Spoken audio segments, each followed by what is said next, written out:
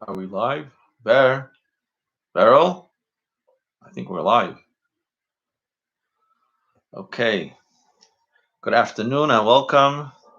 Thanks for joining. So, we are speaking about the concept of life. When does life begin? And what we have to do to honor, cherish, and protect life once life begins.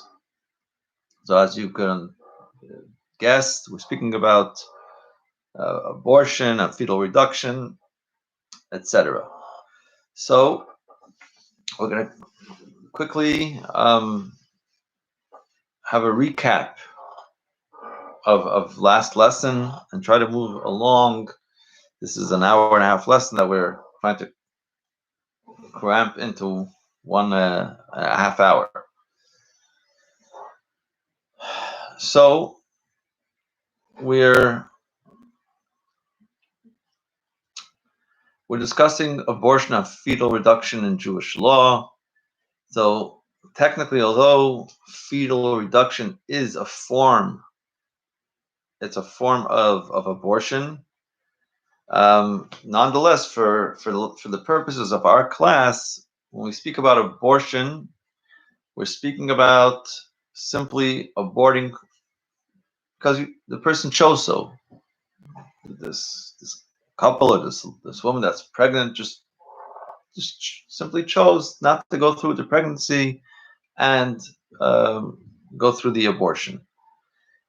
So we refer to that as abortion without any reason or any whatsoever, just because the person so chose.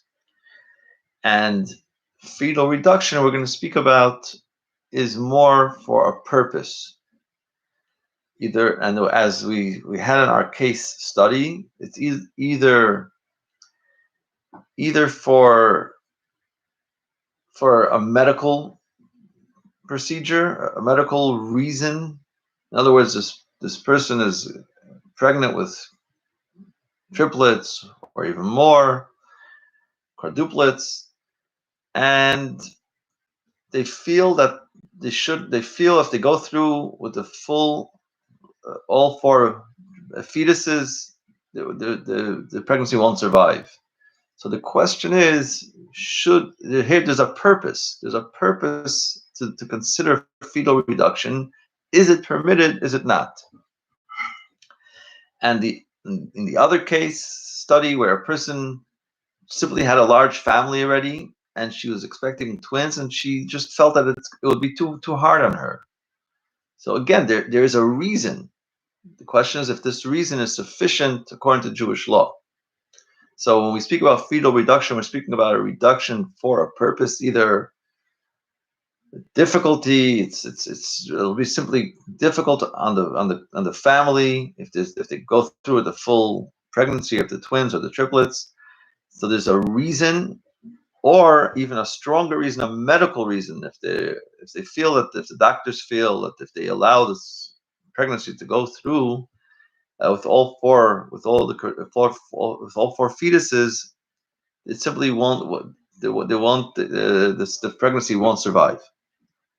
So again, you have a reason.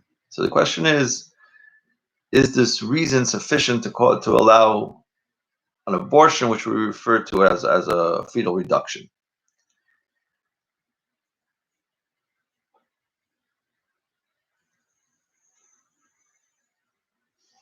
Now, when we speak about abortion in general, there's a contentious debate, feelings towards pro-life, and it should never be allowed whatsoever.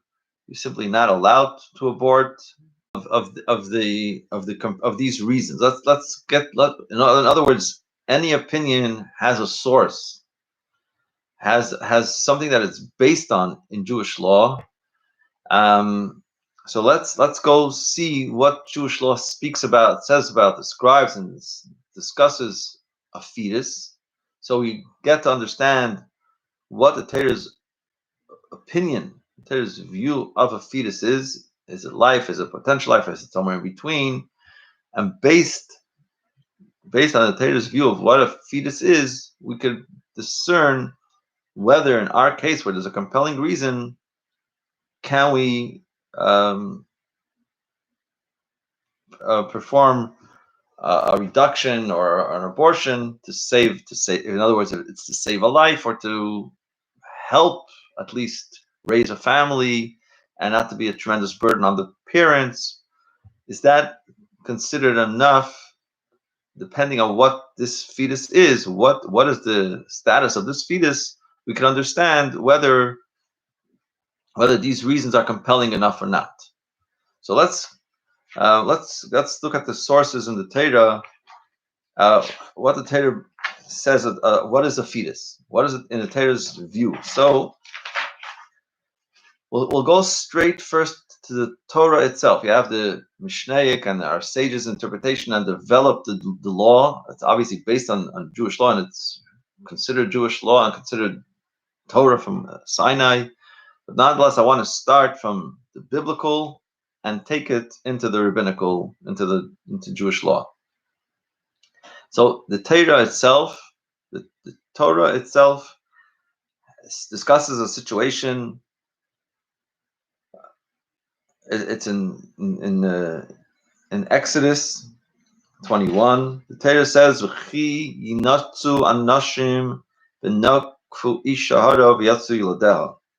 If men quarrel and unintentionally they hit a pregnant woman, there's a fight. Two people are wrestling, they're fighting, and they hit a pregnant woman, v'yatzu yiladeha, and her fetuses emerge. The Torah says, "V'lo yiya asein," and there will not be, and there will be, and there's no tragedy. That's how the Torah refers to it. The Torah says, "Aneshi shall surely be punished, v'nasam b'flilim, by giving restitution according to the judge's orders. But if there is a tragedy, you shall give a life for a life." So the Torah explains, the Torah's interpretation of what does it mean that the fetuses emerge, but there will not be a tragedy, meaning that the mother won't be hurt. In other words, the fetuses die, and the mother remains healthy. In that case, the judges have to determine how much the restitution is, and after there's a financial restitution or financial payment. So we see from here, there's a long, lengthy discussion, but just to sum it up, we see from here that the Torah clearly doesn't consider the child as a full-fledged human, because the Torah says if the mother dies, then there's a life for a life. It's a whole different situation here. You killed a human being. But if the Torah says if the children emerge, but there's no tragedy, meaning the mother's alive and the children do die, the fetuses die, it's not considered killing a full-fledged human being.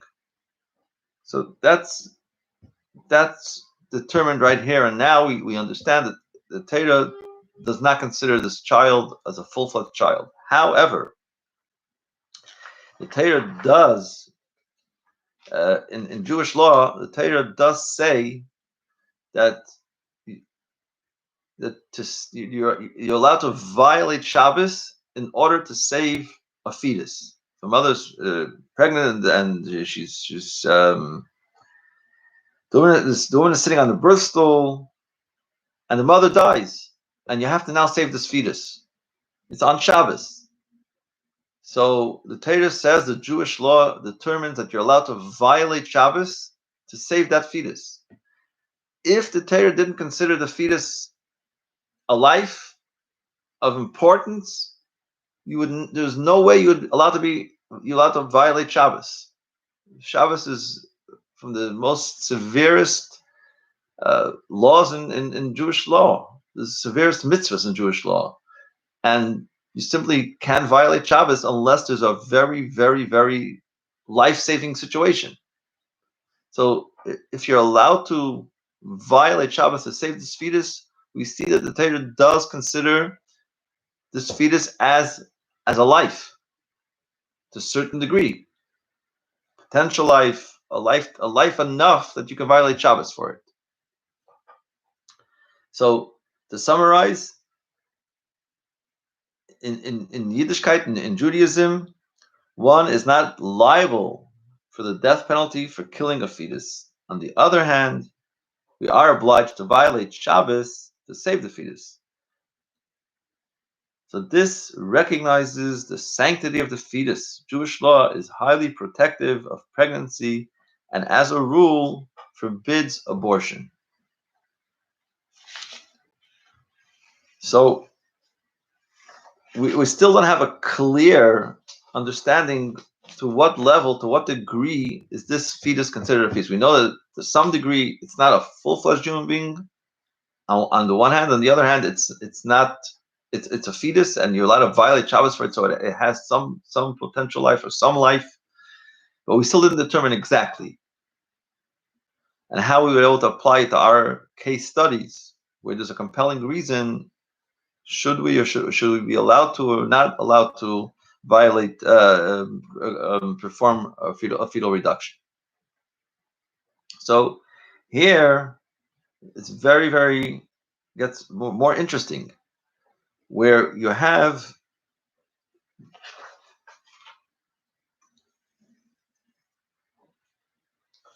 a situation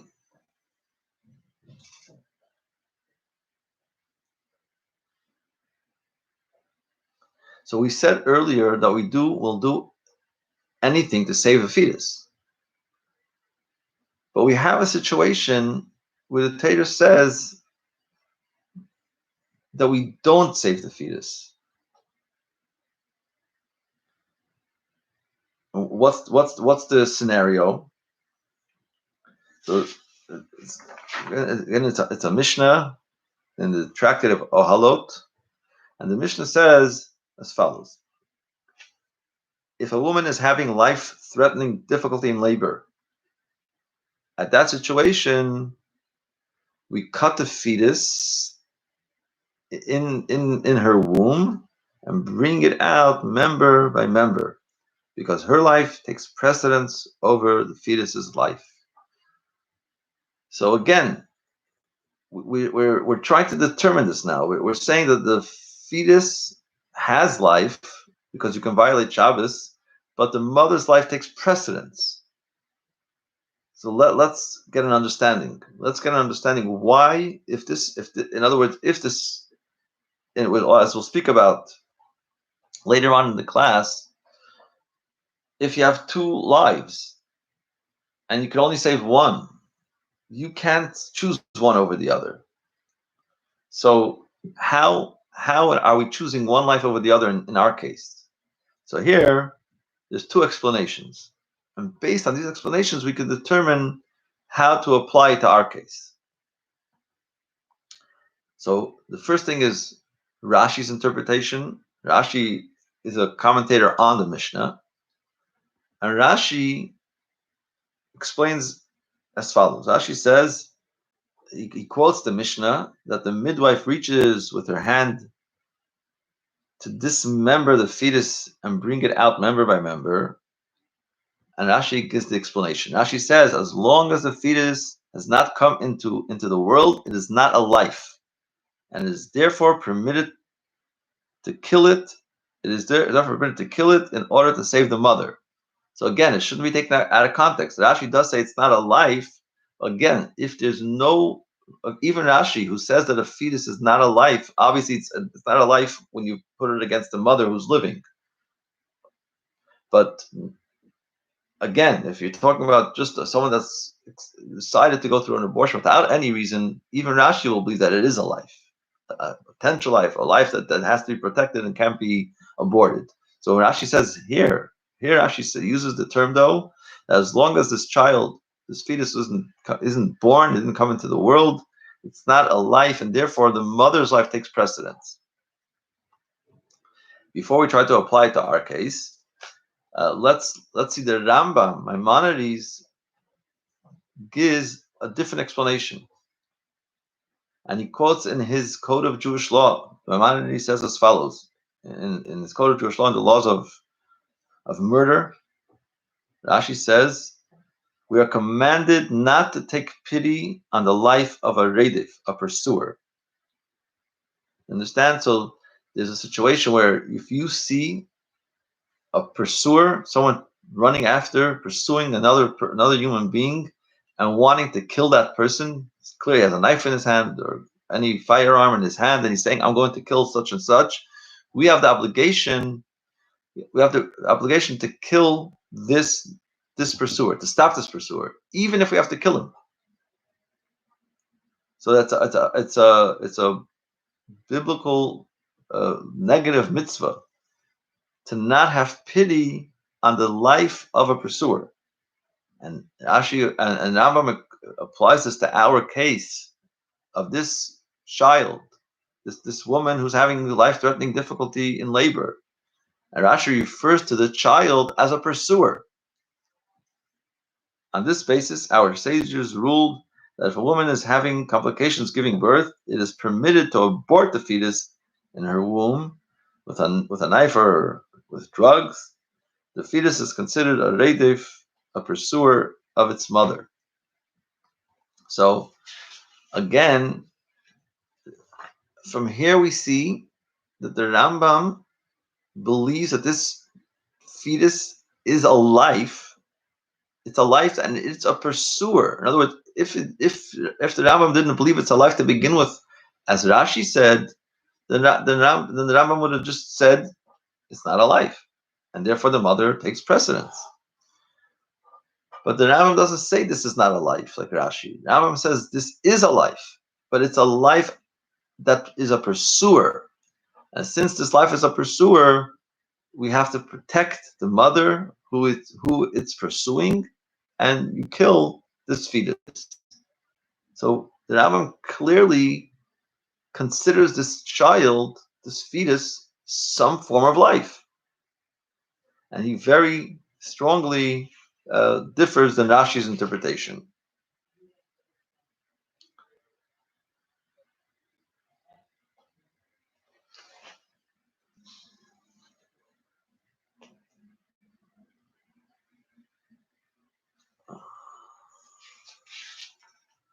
Let's just summarize. According to Rashi, a fetus does not have any independent life status. In that case, it's obvious when it threatens its mother's life, it must be killed. There's no question there. According to Rambam, a fetus has some independent life status. So aborting it is a form of murder. If so, how can we kill the fetus to save the mother's life? So that gets into a whole other discussion. Why is so the Rambam says if this life is a life, how could we choose one life over the other? And the Rambam comes to the conclusion that it's a pursuer, and if it's a pursuer, you have to kill it. I want to rewind for 1 minute and go back to the Talmud. The Talmud also describes the life of a fetus in its mother's womb. So it gives us again a little bit of a glimpse to the importance of protecting the life of the fetus. So this is the Talmud. Quoting the Talmud says as follows: a fetus inside its mother's womb resembles a folded writing tablet. Its two hands rest on its temples.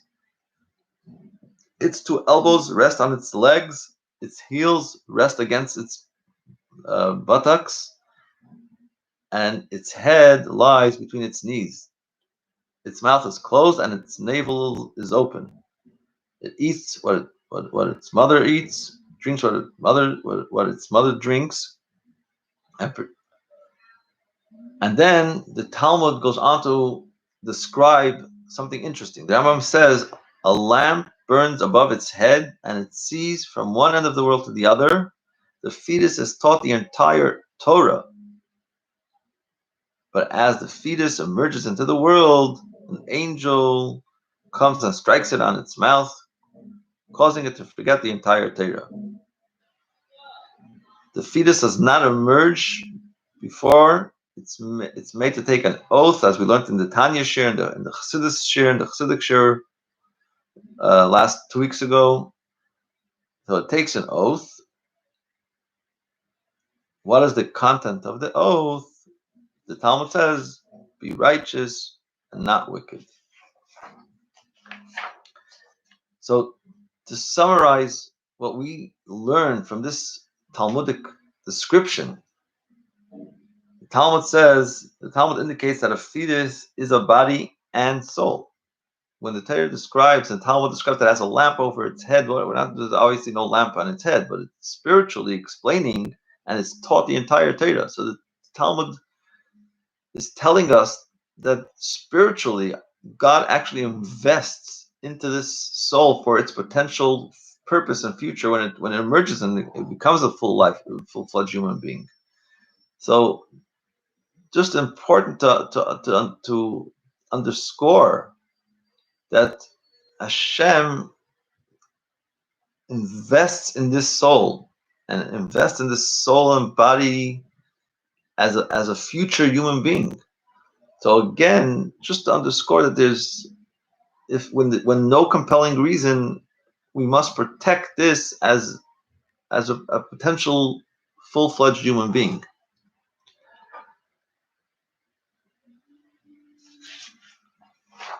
And just to look at it from a wider lens, we have to see a woman carrying a child.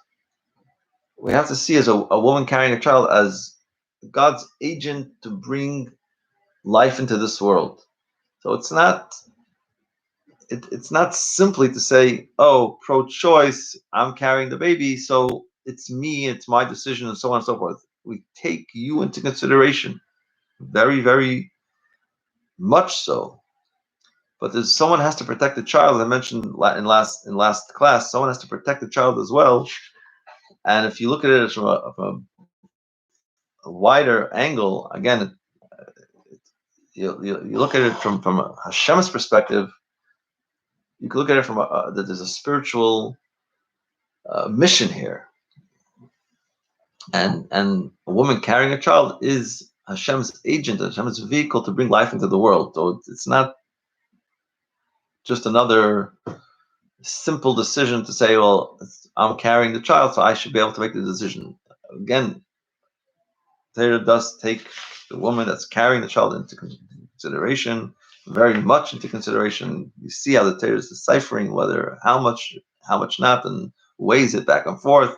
But there's just, so to speak, two sides to the story.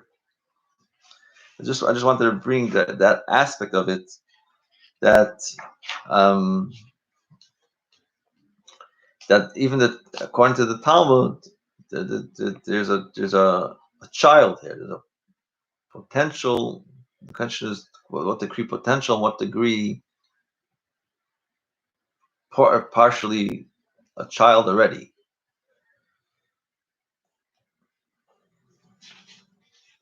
So again, according to the Rambam, according to Rashi says that this child is not. There's no life relative to the mother. This child is not a life now, and therefore there's no problem if it's pursuing the mother's life. Then there's nothing to weigh, and certainly you kill the child, you kill the fetus, you dismember the fetus. But according to the Rambam says this is a child, this is a life to a certain degree. Rashi's the term Rashi uses that it's not a life. The Rambam uses a different terminology. The Rambam says this is a life, but it's a life that's pursuing another life. It gets the status of a life pursuing another life.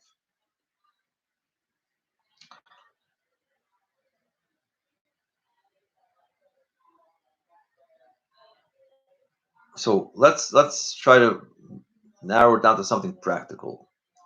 What would be a practical difference between the views of Rashi and the views of Maimonides, the views of Rambam?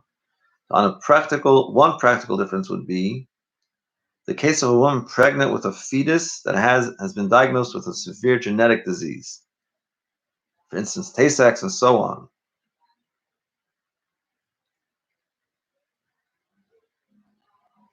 According to the Rambam, there would be absolutely no justification for terminating this pregnancy. The fetus has a life status, and in this case, it is not a reidif. In this case, it's not pursuing the mother. There's no threat to the mother. According to Rashi, however,